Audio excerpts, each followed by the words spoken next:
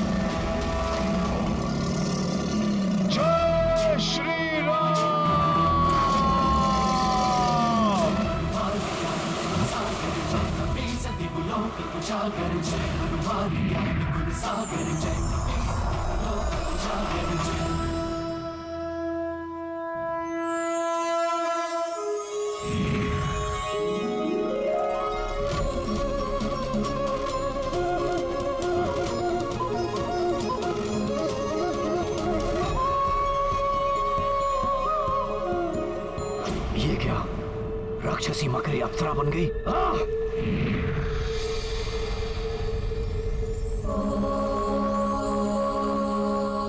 आप कौन है देवी? और ये सब क्या माया है? मैं अप्सरा धन्य मालिनी हूँ। प्रजापति दक्ष के श्राप के कारण मकरी बन गई थी। मेरा उद्धार श्री राम के सच्चे भक्त के हाथों ही होना था। मुझे श्राप मुक्त करने के लिए आपका धन्यवाद राम भक्त हनुमान। धन्यवाद का पात्र मैं नहीं, वो ऋषिवर हैं। उन्होंने ही मुझे सरोवर में भेजा जिससे कि मैं ये शुद्धि स्नान के पश्चात दिव्य जड़ी बूटियां प्राप्त कर सकूं। क्षमा करें हनुमान जी, जड़ी बूटियां प्राप्त करने के लिए ऐसी कोई प्रक्रिया नहीं है और ना ही यहाँ किसी ऋषि का वास है। श्री राम का नाम लेकर आपको भटकाने वाला वो बहरूपिया ऋषि नहीं, लंकेश रावण के द्वारा भेजा गया मायावी राक्षस कालनेमी है, जो राम कार्य में सहायता नहीं बाधा उत्पन्न करने आया है। यदि मेरे पास समय का अभाव न होता तो उस राक्षस को उसकी करनी का अभी दंड देता मैं। किंतु देवी, मेरे लिए सर्वप्रथम समय रहते जड़ी बूटी प्राप्त करना अति आवश्यक है। देवी, क्या आप उन विशेष जड़ी बूटियों को पहचानने में मेरी सहायता कर सकती हैं?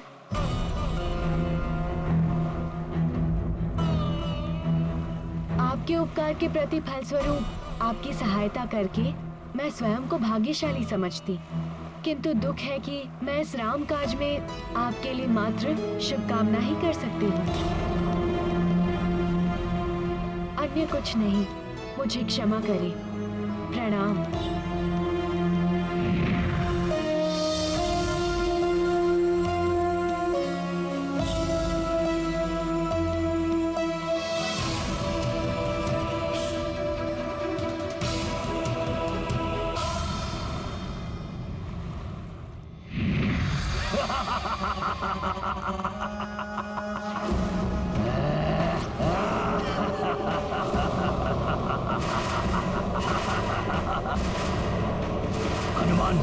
उस अप्सरा ने तुम्हें मेरा परिचय दे दिया होगा, किंतु तुम्हें ये बताना भूल गई होगी कि इस कमंडल में प्रसाद कौन सा है। इस कमंडल में धन्वंतरी का जल नहीं है, इस कमंडल में है महाकालिया नाग का कालकूट विष, जिसे अब मैं इस सरोवर के जल में मिलाने जा रहा हूँ, जिसके मिलते ही इसका सारा जल विषाक्त हो जाएगा। यहाँ के सारे जलचर, तुम, वन्य पशु पक्षी सब क्षण भर में समाप्त हो जाएंगे। और एक बात और, जिन जड़ी बूटियों को तुम प्राप्त करने इस हिमालय क्षेत्र में आए हो, वो सब नष्ट हो जाएंगी, सब नष्ट हो जाएंगी। जिन जड़ी बूटियों को तुम प्राप्त करने इस हिमालय क्षेत्र में आए हो, वो सब नष्ट हो जाएंगी, सब नष्ट हो जाएंगी।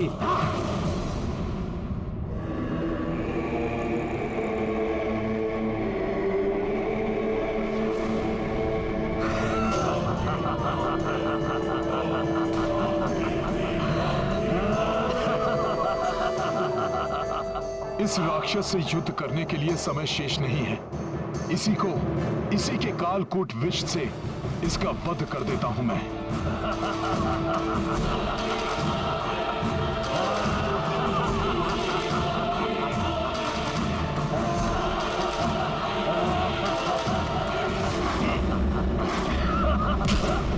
अब कुछ नहीं हो सकता हनुमान, जो करना था काल ने कर दिया।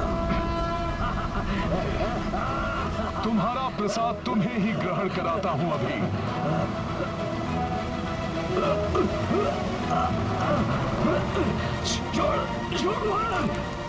हनुमान के होते हुए वन के जीवों और वनस्पतियों का नाश नहीं कर पाओगे तुम पापी।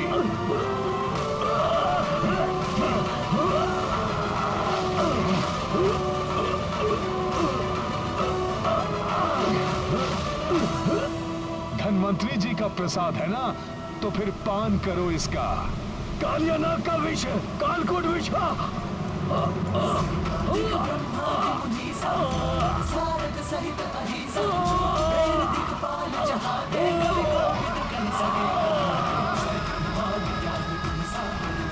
जाओ, तुम्हें मुक्त किया।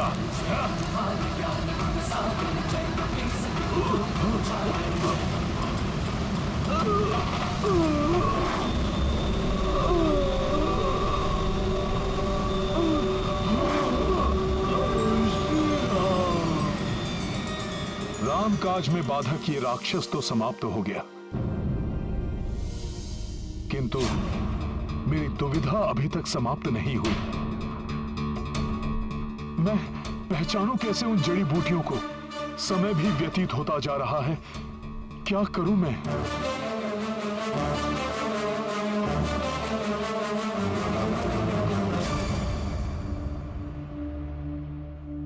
अब तो रात्रि का अंतिम पहर आरंभ हो गया है। कदाचित हनुमान ने जड़ी बूटियां प्राप्त कर ली हो। किंतु विभीषण जी, महामायावी कालनेमी अभी तक यहां नहीं आया। इसका अर्थ यह हुआ कि वो निश्चित रूप से हनुमान जी को रोकने गया होगा। हनुमान को कोई नहीं रोक सकता। असीम पराक्रम है हनुमान में। देखिएगा, लक्ष्मण भैया और पूरी सेना सहित सबको जीवित कर देंगे वो।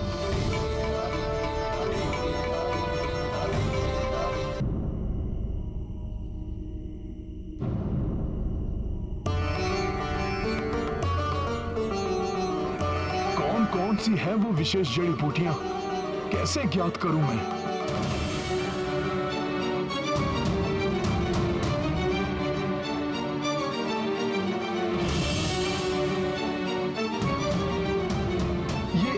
अधिकांश बूटियां तो एक समान ही प्रतीत हो रही हैं।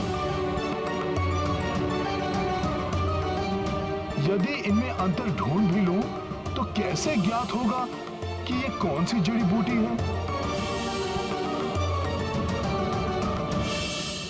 वहां सब मेरी आस लगाए बैठे होंगे और मैं बूटियां ही नहीं पहचान पा रहा हूं।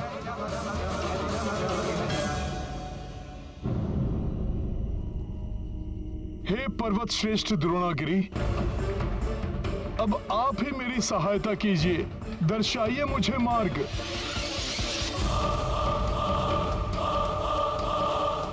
समय तो व्यतीत होता जा रहा है, कहीं सूर्योदय की बेला आ गई तो बड़ा अनर्थ हो जाएगा। भैया लक्ष्मण सहित पूरी सेना के प्राण संकट में पड़ जाएंगे। मुझे शीघ्र ही कोई निर्णय लेना होगा।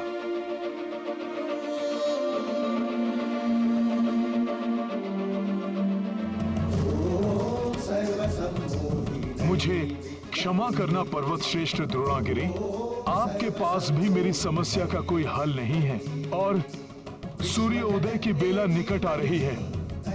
अतः उन जड़ी बूटियों को ले जाने के लिए मेरे पास अब एक मात्र विकल्प ही शेष है, आपको यहाँ से विस्थापित करके लंका ले जाना।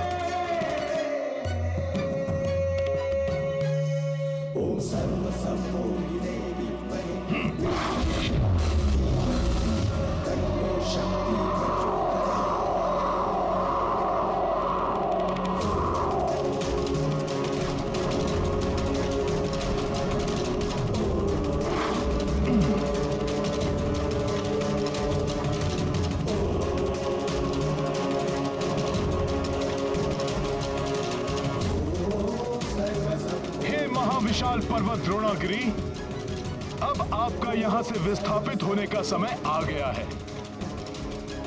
इस पर्वत पर स्थित पशु पक्षियों राम काज के लिए ऐसा करना आवश्यक है हमें। अतः आप सबको होने वाली असुविधा के लिए मुझे क्षमा करें।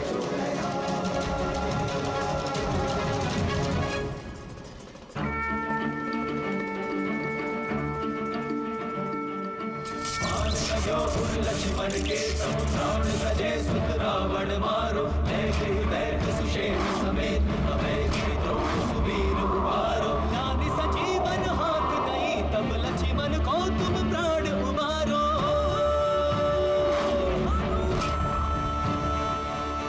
वो नहीं जानत है जग में कभी संकट मोचन नाम तिहारो। वो नहीं जानत है जग में कभी संकट मोचन नाम तिहारो।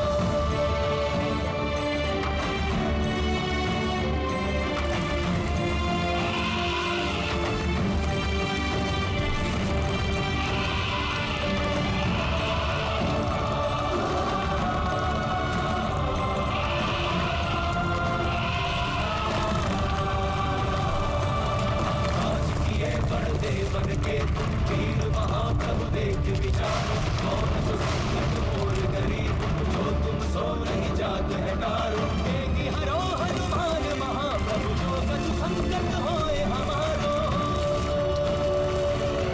वो नहीं जानत है जग में कभी संकट मोचन नाम तिहारो। वो नहीं जानत है जग में कभी संकट मोचन नाम तिहारो। वो नहीं जानत है जग में कभी संकट। जय श्री राम।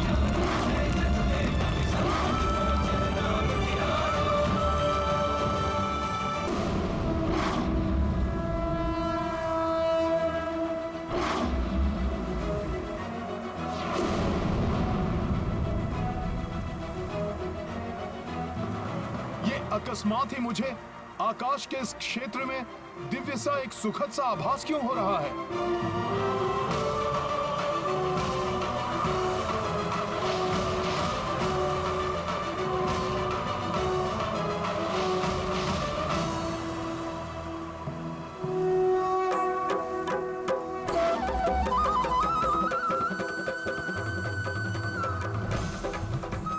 अच्छा, प्रभु श्री राम की नगरी अयोध्या के आकाश से निकल रहा हूं मैं, इसीलिए इतनी दिव्यता का आभास हो रहा है मुझे। जय श्री राम।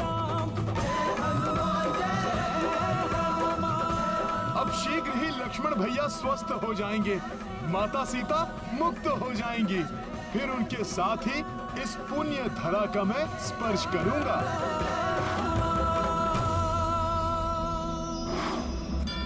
प्रभु श्री राम जय हनुमान।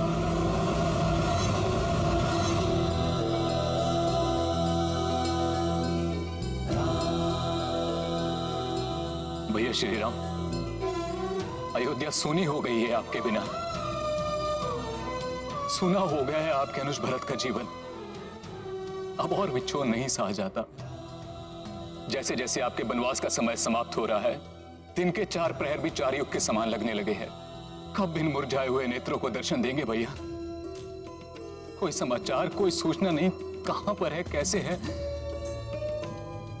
कोई समाचार मिल जाता तो भरत के संतप्त मन को सांत्वना मिल जाती।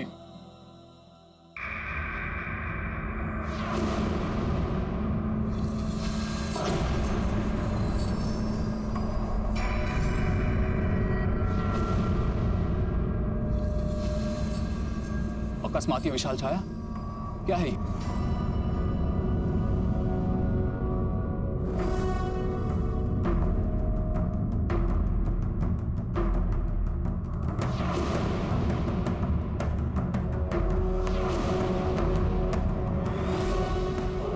अवश्य ये कोई मायावी दानव है जो इस विशाल पर्वत को लेकर अयोध्या की ओर उड़ता हुआ आ रहा है।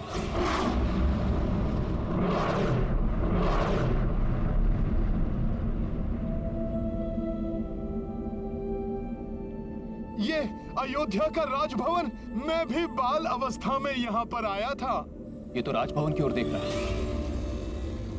प्रतीत होता है कि पर्वत को भवन पर गिराकर भवन को नष्ट कर देगा।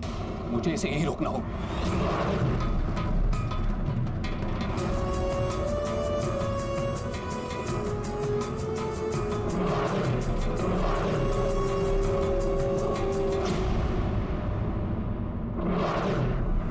मुझे विश्वास है प्रभु के चरण पड़ते ही ये समस्त अयोध्या नगरी प्रसन्न हो उठेगी। दीपों की जगमग से आलोकित हो उठेगी अयोध्या।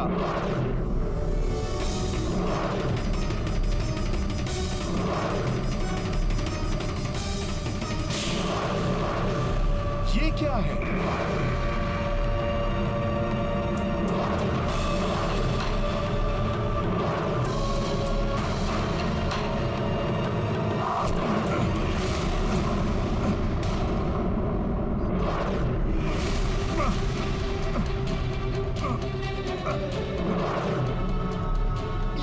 ये कैसा दिव्य बाण है जिसका प्रहार मैं भी सहन नहीं कर पा रहा।